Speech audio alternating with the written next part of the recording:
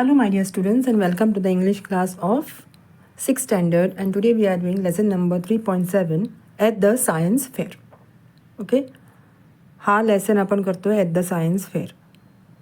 Please subscribe करा चॅनलला अगर तुम्ही नवीन असाल चॅनलसाठी, कारण तुम्हाला पुढचे व्हिडिओज मिळतील. प्लेलिस्ट 6th स्टँडर्डची ज्यामध्ये सगळे लेसन्स आहेत त्याची लिंक डिस्क्रिप्शन बॉक्समध्ये दिलेली आहे. आणि प्लीज शेअर करा हा व्हिडिओ तुमच्या फ्रेंड्ससोबत. ओके, तर आपण सुरू करूया. At the science fair. The science fair at Vidyavardhini school was always an exciting affair. आता विद्यावर्धिनी ही शाळा, त्याच्यामध्ये सायन्सचं एक्झिबिशन किंवा सायन्स फेअर हे दरवर्षी भरलं जायचं आणि तो एक खूप उत्सुकतेचा विषय सगळ्यांसाठी होता. ओके, एक्साइटिंग अफेअर म्हणजे एक प्रोग्राम, एक सोहळा. इट वॉज एक्साइटिंग म्हणजे तो खूप उत्सुकता होती सगळ्यांना त्याबद्दल. So it was always an exciting affair. There were a number of stalls, never less than 50. त्या फेअरमध्ये किंवा त्या एक्झिबिशनमध्ये 50पेक्षा जास्ती स्टॉल्स असायचे. ओके, स्टॉल्स म्हणजे टेबल्स ज्यामध्ये वेगवेगळ्या प्रकारचे एक्झिबिशन्स ठेवले जायचे किंवा स्कूलमधले मुलांनी केलेले एक्सपेरिमेंट्स हे तिथे प्रत्येक स्टॉलवर असायचे. There were a number of stalls never less than 50पेक्षा कमी कधी नसायचे. Entertainment booths and of course refreshments. तर खायची पायची सोय होती, रिफ्रेशमेंट्स होतं आणि एंटरटेनमेंट बूथ्स म्हणजे गेम्स ठेवलेले असायचे. म्हणजे एंटरटेनमेंट आणि शिक्षण हे दोन्ही प्रकारचे स्टॉल्स तिथे होते. प्लस खाण्याचे पण स्टॉल्स होते. आणि तिथे 2 रूल्स होते. There were 2 basic rules. First rule was everything should be handled by students. And the second one was everything, even the entertainment booths and refreshment stalls, had to have a scientific base. तर पहिला rule कुठला होता की जे stalls आहेत त्याच्यावर तुम्ही काय ठेवलं आहे ते एक्सप्लेन करताय ते सगळं मुलांनी एक्सप्लेन करायचं. ओके, आणि सगळं व्यवस्था तिथली मुलांनी बघायची. It should be handled by students. And the second rule was जे एक्सपेरिमेंट्स आहेत किंवा रिफ्रेशमेंट स्टॉल्समध्ये सुद्धा जे काय ठेवलं त्याला सायंटिफिक बेस पाहिजे.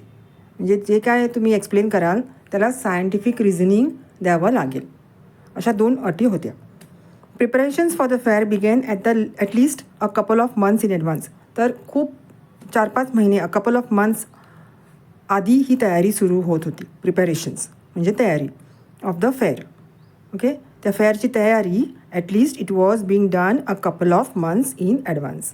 इन ॲडव्हान्स म्हणजे आधी. The first step was brain storming.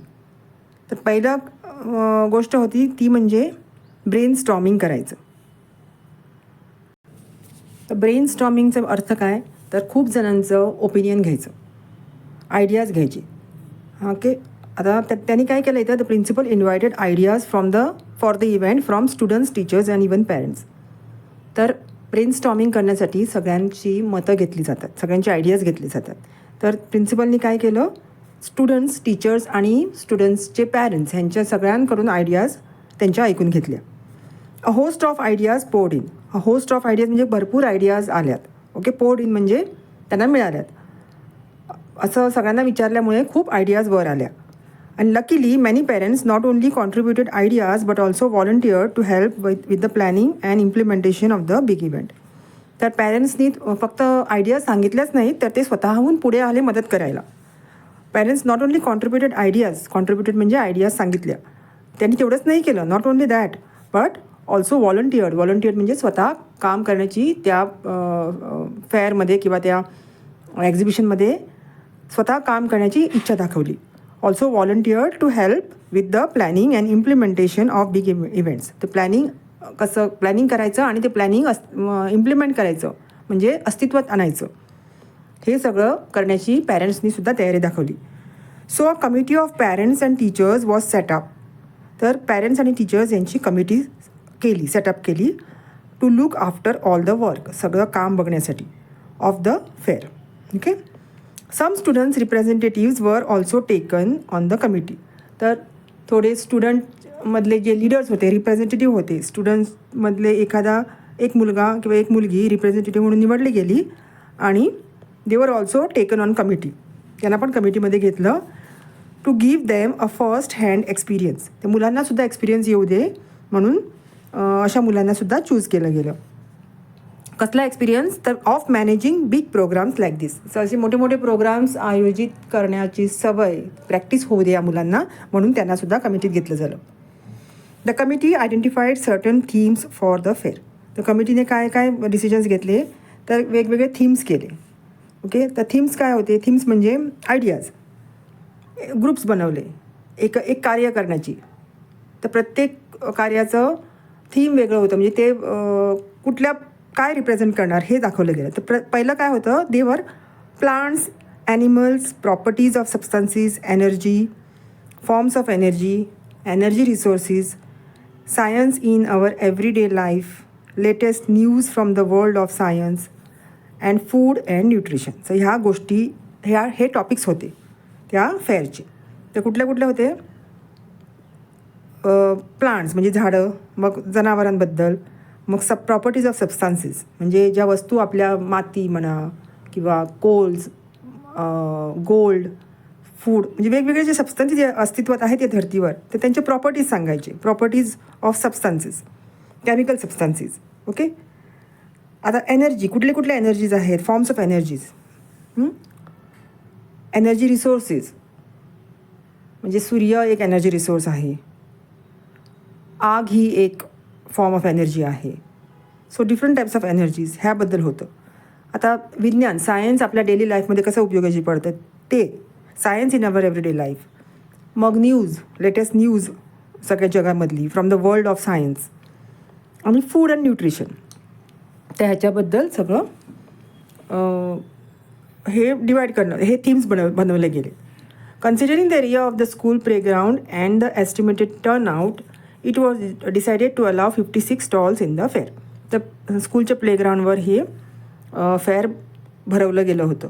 Okay, आणि एस्टिमेट काढल्यानंतर त्यांनी डिसाईड केलं, एस्टिमेट म्हणजे किती खर्च येईल, काय येईल, सगळ्याचं टर्नआउट एस्टिमेट वगैरे काढल्यानंतर 56 स्टॉल्स तिथे भरवण्यात आले. The stalls were allotted to as many groups of children. तर चिल्ड्रन्स मुलांचे ग्रुप्स करण्यात आले आणि प्रत्येक ग्रुपला स्टॉल्स अलॉट केले गेले. करणे म्हणजे त्यांना देण्यात आले. Each group selected a topic idea from the chosen themes. तर एका ग्रुपने, एका स्टॉलने एक आयडिया चूज केली, जे थीम्स ठेवले होते त्यामधले. The committee had to make sure that the topics were not repeated. आणि ते टॉपिक्स प्रत्येक स्टॉलवर वेगवेगळे ठेवले गेले, म्हणजे ते रिपीट नाही होणार ह्याची काळजी घेतली गेली. त्या कमिटी हे बघत होतं की make sure that the topics were not repeated. The young scientist began their work in earnest. तर यंग मुलं होती, त्यांनी सगळ्यांनी आपली कामं बरोबर सुरू केले. Began their work in earnest म्हणजे लवकर कामाला लागले लगेच. They began by collecting a lot of information. तर त्यांनी कशी सुरुवात केली तर त्यांनी सगळी माहिती काढायला सुरुवात केली. They began by collecting a lot of information about their topic. त्यांना जे टॉपिक दिलं होतं त्याबद्दल. तर कसे माहिती काढायचे ते तर using their science textbook. Okay, मग स्कूल लायब्ररीमध्ये जाऊन आणि इंटरनेटवर सुद्धा. तर या सगळ्यांचा वापर करून ते सायन्स टेक्स्टबुक, स्कूल लायब्ररी आणि इंटरनेटचा वापर करून सगळी माहिती गोळा करू लागली ती मुलं. दे शेअर्ड अँड डिस्कस्ड. तर त्यांनी एकमेकांबरोबर शेअर केलं, डिस्कशन सुरू केलं हे इन्फॉर्मेशन इन द्या ग्रुप्स. तर ग्रुप्समध्ये बाकीच्या मुलांबरोबर ते शेअर करायचे, डिस्कस करू लागले.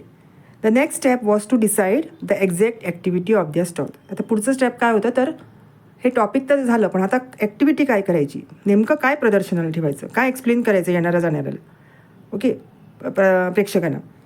तर ह्याच्यावर डिस्कशन सुरू झालं. Whether they wood build and display a model. तर काय करायचं, एक मॉडेल तयार करायचा, तो डिस्प्ले करायचा आणि मग त्याच्यावरचं एक्सप्लेनेशन द्यायचं. ऑर गिव्ह अ डेमॉन्स्ट्रेशन किंवा डायरेक्ट डेमॉन्स्ट्रेशन द्यायचं. ऑर प्रेझेंट द्या प्रोजेक्ट थ्रू पोस्टर्स किंवा पोस्टर्स लावून त्यांचं जे काय थीम आहे ती प्रेझेंट करायची नुसत्या पोस्टर्सच्या जरिये. Okay, or simply exhibit a collection किंवा नुसतं एक टेबलवर चित्र ठेवायची, माहिती असलेले लेख ठेवायचे. तर हे याच्यावर पण डिस्कशन चाललं होतं. The principal announce that the language, appearance and content of the presentation were all important. तर प्रिन्सिपलने सांगितलं की भाषा, कुठल्या भाषेत एक्सप्लेनेशन होणार आहे ते तुमचं प्रोजेक्ट कसं दिसणार आहे आणि त्या प्रोजेक्टमध्ये काय काय कंटेंट असणार आहे आणि त्या कंटेंटचं presentation. Content of the presentations were all important. तर प्रेझेंटेशन्समध्ये काय काय असणार आहे ते सुद्धा खूप इम्पॉर्टंट आहे. कंटेंट ऑफ द प्रेझेंटेशन म्हणजे प्रेझेंटेशनमध्ये काय तुम्ही दाखवणार आहात ते खूप इम्पॉर्टंट होणार आहे. त्याचं एपिअरन्स आणि भाषा आणि कंटेंट हे तिन्ही गोष्टी खूप महत्त्वाच्या आहेत. The language teachers helped the young stall holders to make their graphic and oral presentations more effective. तर जी भाषा शिकवणारे टीचर्स होते त्यांनी त्या सगळ्या यंग स्टॉल होल्डर्सला स्टुडंट्सना काय सांगितलं की त्यांना हेल्प केलं ग्राफिक डिझायनिंग करण्यासाठी आणि ओरल प्रेझेंटेशन म्हणजे प्रेझेंटेशन करताना कसं बोलायचं मोर इफेक्टिवली. ओके, ते सांगितलं त्यांना. आणि ग्राफिक म्हणजे त्यांना ते त्यांचे जे वस्तू होत्या टेबलवर जे त्यांच्या प्रेझेंटेशनसाठी जे काय त्यांनी ठेवलं होतं त्याचं एक्सप्लेनेशन कसं द्यायचं, समजावून कसं सांगायचं त्याबद्दल हे शिकवलं. ओके,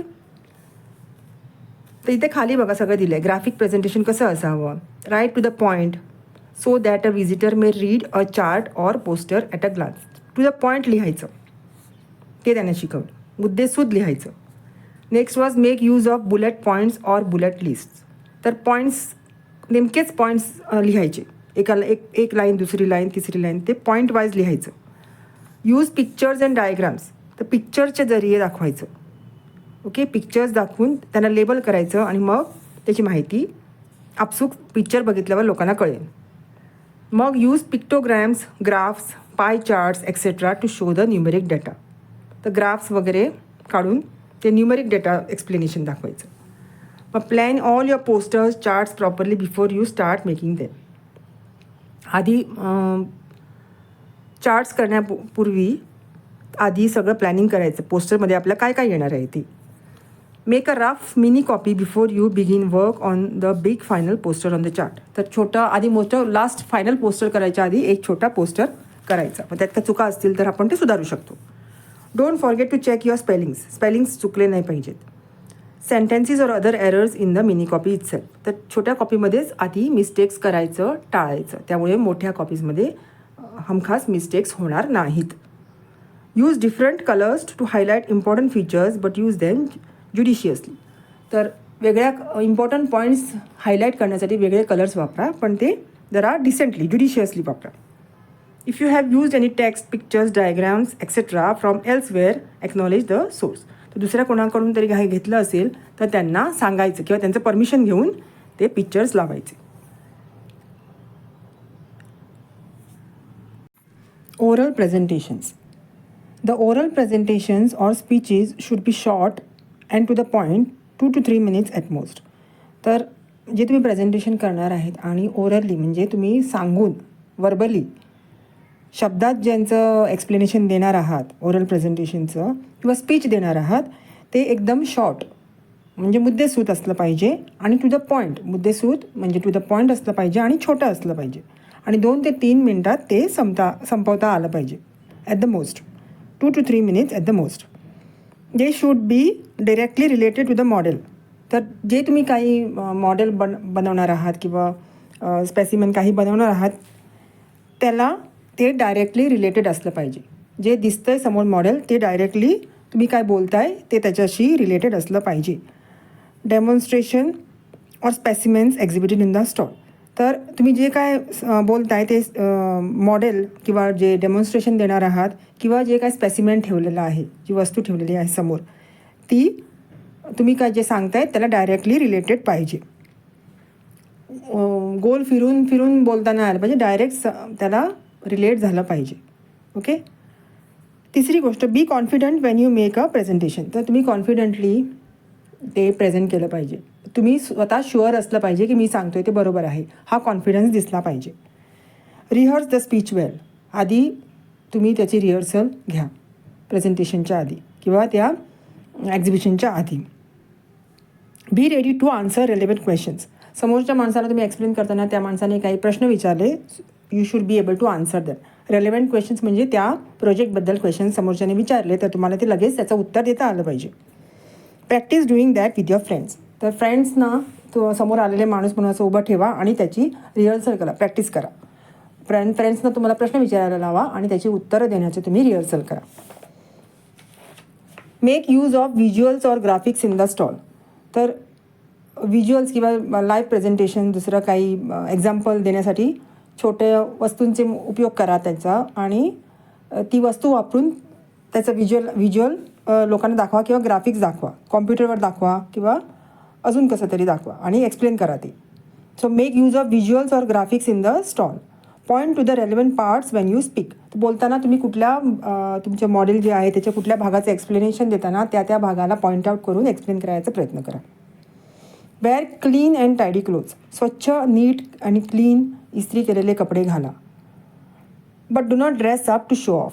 आणि अगदी महागडे कपडे शो ऑफ करण्यासाठी कपडे करू नका. अगदी व्यवस्थित युनिफॉर्म डिसेंटली ड्रेसअप करून यायचे. Be polite.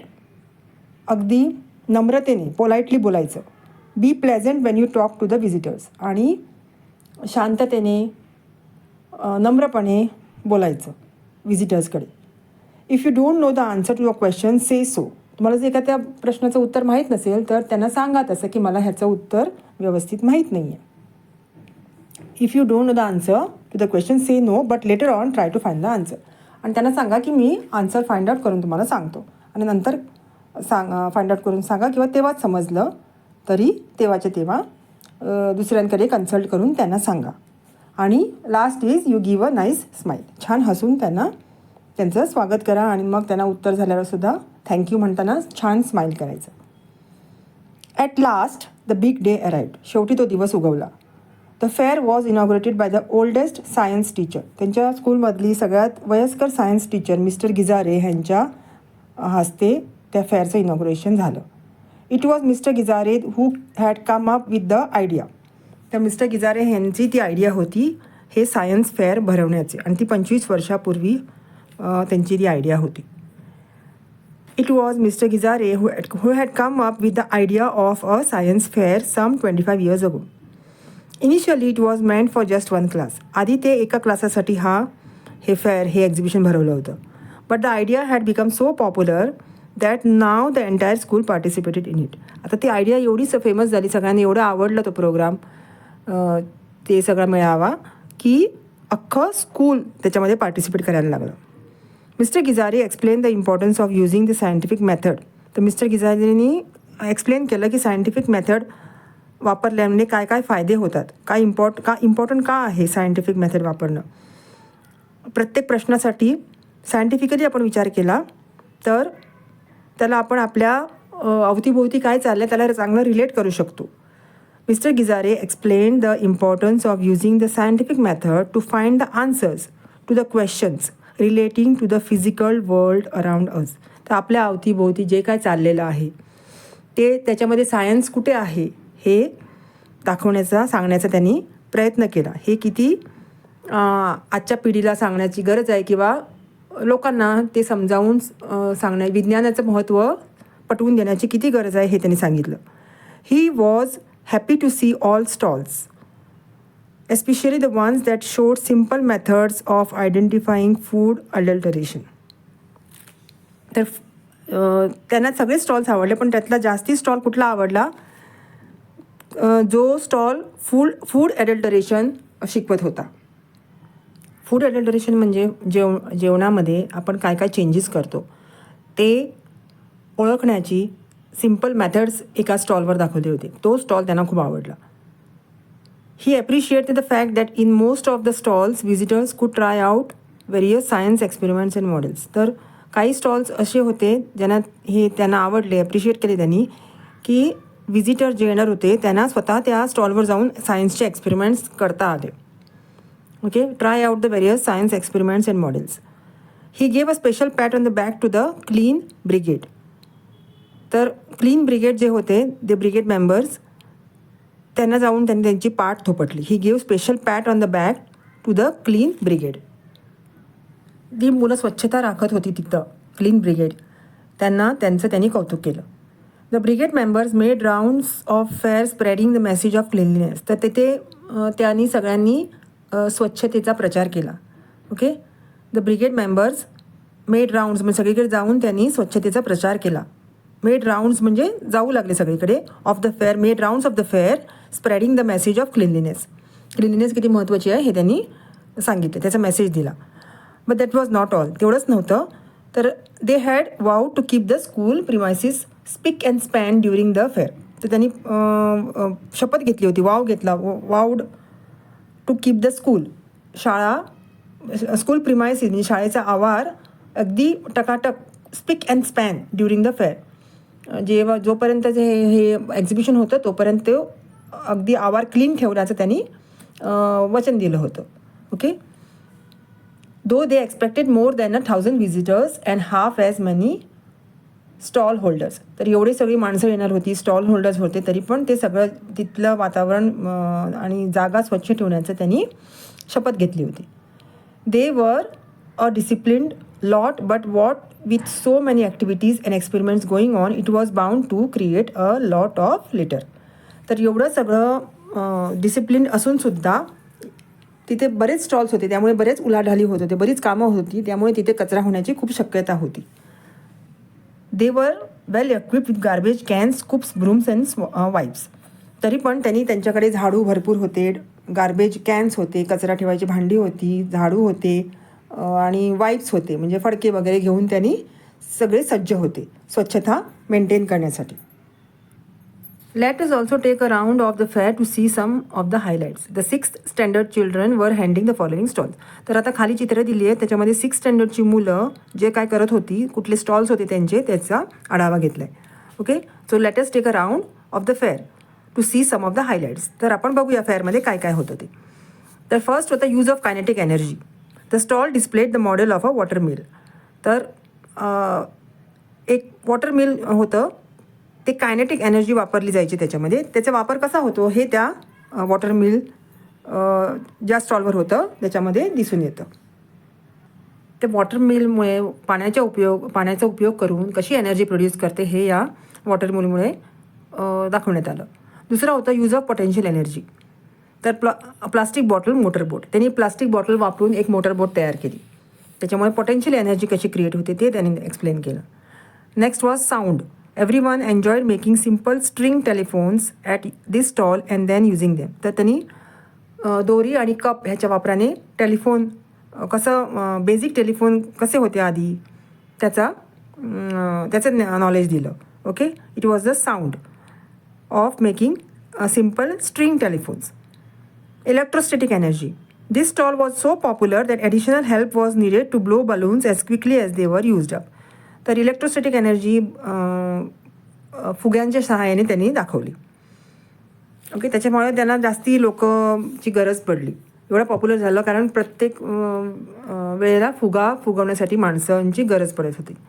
Next was food adulteration. Even the parents learn something at this stall. तर जेवणाबरोबर काय काय आपण चेंजेस करू शकतो हे या स्टॉलवर दाखवण्यात आलं. त्याच्यामध्ये सगळ्या पॅरेंट्सनी खूप इंटरेस्ट घेतला आणि पॅरेंट्सनी खूप काही शिकायला मिळालं. Parents learn something at this stall. Next was fun with magnets. Visitors queued up to see the different types of magnets at work. Queued म्हणजे त्यांनी लाईनच लावली, ते मॅग्नेट्सचे वेगवेगळ्या मॅग्नेट्स कसे काम करतात वेगवेगळ्या रीतीने ते त्यांना बघायला मिळालं. सो दे क्यूड अप म्हणजे त्यांनी लाईन लावून तिथे त्या स्टॉलवर त्या मॅग्नेटबद्दलचं ज्ञान घेऊ लागले. Visitors queued up to see different types of magnets at work. So some of the visitors made video clips of the presentation at the stalls. तर काय काय विजिटर्सनी त्याचं जे प्रेझेंटेशन होतं त्याचे व्हिडिओ शूटिंग पण घेतलं. Okay. It consisted of different children playing the roles of different machines, all crying out turn by turn. तर प्रत्येक student, different children playing the different roles, प्रत्येक स्टुडंट वेगवेगळ्या स्टॉल्सवर वेगवेगळे रोल प्ले करत होते. तर आणि ते असे आनंदाने ओरडत होते, all crying out turn by turn, hey we too need your attention. तर आम्हाला ते सगळ्या विजिटर्सना ते बोलवत होते, we can serve you well only if you can take care of us. तर हा एक स्टॉल असा होता की प्रत्येक स्टुडंट एक वेगवेगळं मशीन रिप्रेझेंट करत होते. तर इथे चित्रामध्ये दिसतं बघ, एक जण एक जण सायकल करत होता, एक जण शिलाई मशीन. पण ते प्रत्येक मशीन ओरडत होतं की मी किती उपयोगाचं आहे. तर स्टो म्हणत होता I am very useful. Cycle म्हणत होता see I can serve you better. Machine म्हणत होती even I can serve you better, I can take care of you. तर प्रत्येक मशीन, मेंटेनिंग मशीन्स, तर आमची काळजी घ्या, असा त्या स्टॉलचा उद्देश होता की every machine is very useful and take care of us. आमची नीट काळजी घ्या आणि आमचा नीट वापर करा, असं एका स्टॉलवर चित्र होतं. The fair was such a huge success that the school had to run it for 3 days instead of 2. तर 2 दिवसाच्या एवढं त्यांना प्रचंड यश मिळालं त्या फेअरमध्ये, त्या एक्झिबिशनला, की 2 दिवसाच्या जागी तिथे 3 दिवस ते फेअर ठेवायला लागलं. The principal allowed this change in the timetable only because it was a truly educational activity. तर एज्युकेशनल ॲक्टिव्हिटी होती, त्यांनी सगळ्यांना ज्ञान मिळत होतं, नॉलेज मिळत होतं, म्हणून प्रिन्सिपलनी त्या गोष्टीला परवानगी दिली आणि टाइम टेबल चेंज केला. 2 दिवसाच्या ऐवजी 3 दिवस केलं. Not just for children but also for their family and the entire community. नुसतं स्टुडंट्सना नाही तर फॅमिलीला आणि सगळ्या सोसायटीलासुद्धा, कम्युनिटीलासुद्धा त्याचा उपयोग होत होता. Not just for children but also for their family and the entire community. No wonder everyone is already looking forward to the next year's fair. तर आता हा फेअर संपल्यानंतर सगळ्यांना पुढच्या वर्षीच्या फेअर्सची पण वेध लागले होते. Okay, everyone was waiting for the next year fair. तर आता लास्ट पेजवर कसं दिलं, द सायंटिफिक मेथड्स दिले बघा. ओके, इथे observe what is around you. तर ह्या फेअरमध्ये आपण काय शिकलो की आपल्या भोवती काय काय आहे ते आपण ऑब्झर्व करायचं. Observe what is around you आणि ask questions why not, how and etcetera असे क्वेश्चन्स विचारायचे स्वतःला. तर त्यातलं एक एक्झाम्पल दिलं आहे क्वेश्चनचं. Why does a fridge magnet stick to the fridge door but not to the kitchen platform. तर एक मॅग्नेट फ्रीजला चिकटतो पण किचनमधल्या ओट्याला चिटकत नाही का? तर दिस इज अ क्वेश्चन. मग दुसरा प्रश्न काय करायचा त्याच्यानंतर, can you think of an explanation. तर ह्याच्यावर तुमच्याकडे काय एक्सप्लेनेशन आहे? This is what is called as hypothesis in the scientific method. तर क्वेश्चन ज्याला आपण विचारतो त्याला हायपोथेसिस असं म्हणतात. म्हणजे शोध ज्याला आपण लावतो त्याचा आन्सर आपल्याला मिळतं, त्याला शोध लावणं किंवा क्वेश्चनिंग करणं त्याला हायपोथेसिस म्हणतात. This is what is called hypothesis in the scientific method. प्रश्नाचं शोध लावणं, प्रश्नाचं उत्तर सापडणं त्याला हायपोथेसिस म्हणतात. तर इथे काय आहे, तर एक्सप्लेनेशन आहे का तुमच्याकडे? फ्रीजला मॅग्नेट चिकटतं आणि ओट्याला चिटकत नाही. तर त्याचं उत्तर इथे दिलं आहे, maybe it has some special powers. तर त्याला मॅग्नेटला काहीतरी स्पेशल पॉवर्स असतील म्हणून ते असं होतं. तर आपण हे एक्सपेरिमेंट करायचं. मग set up an experiment to try out your hypothesis. तर हायपोथेसिस हे आहे की त्याला आपल्याला कळलं की त्याला एक स्पेशल पॉवर आहे, पण ते पॉवर काय आहे हे फाइंड आउट करण्यासाठी काहीतरी एक्सपेरिमेंट करूया. So I will try to stick it to different things. तर एक्सपेरिमेंट कसं करायचं, तर ते मॅग्नेट वेगवेगळ्या गोष्टींना चिटकून बघायचं. तर कुठे कुठे, तर एक वॉलला, भिंतीला, मग टाईल्सना, मग बटाट्याला, मग वुडन टेबलला, मग पॉट्सला, मग पॅन्सला, प्लॅस्टिक बॉटलला, कपला. Okay, next is what you can do, record your observations. तर हे एक्सपेरिमेंट्स क्रिएट केल्यानंतर आपण ऑब्झर्व काय करतो इन डिटेलमध्ये तर बघायचं आपण. तर मॅग्नेट कुठे चिकटतो, magnet sticks to some surfaces but not to others. तर मॅग्नेट हा काही सर्फेसेसनाच चिकटतो, सगळ्यांनाच चिटकत नाही. तर कन्क्लुजन काय, so you draw conclusion. Do they match your hypothesis, if yes why and if not why not. तर तुम्ही जो शोध लावला त्याला ते मॅच होतं आहे का? तुम्हाला वाटतं की त्याला काहीतरी स्पेशल पॉवर्स आहेत, मग ते कुठे कुठे पॉवर्स त्याचे यूज होतात हे मॅच होतं आहे का? तर इफ येस हो तर कशासाठी आणि नाही तर पण कशासाठी. तर it seems as if some metal objects are attracted to metal. तर तुम्हाला हायपोथेसिसने शोध काय लावला की मेटल असेल तरच मॅग्नेट चिकटतं आणि ते स्टीलचं किंवा आयनचं बनलं असेल त्याच गोष्टींना मॅग्नेट चिकटतं. तर हे आपल्याला कन्क्लुजन मिळालं. आणि write down your findings and share them with others. आणि हे फाइंडिंग्स तुम्ही लिहून काढायचे आणि तुमच्या फ्रेंड्ससोबत शेअर करायचे. तर काय शेवटी कन्क्लुजन आलं की magnet attracts iron but not all substances. सगळ्याच गोष्टींना मॅग्नेट चिटकत नाही, फक्त मॅग्नेट आयनलाच चिकटतो. And not even all metals, सगळ्या मेटल्सना सुद्धा नाही चिटकत, फक्त आयन आणि स्टीललाच मॅग्नेट चिकटतं. तर स्टुडंट्स हा लेसन्स शिकून झालेला आहे. ओके, व्हेरी इंटरेस्टिंग लेसन आहे. तुम्हाला काय प्रॉब्लेम किंवा शंका असतील तर मग कमेंट बॉक्समध्ये कमेंट करू शकता. तर I will be back with the next lesson in the next video. आणि तोपर्यंत हा प्लीज शेअर करा तुमच्या फ्रेंड्ससोबत आणि मॅक्झिमम स्टुडंट्सपर्यंत हा व्हिडिओ पोचवा. Okay, till then take care and bye.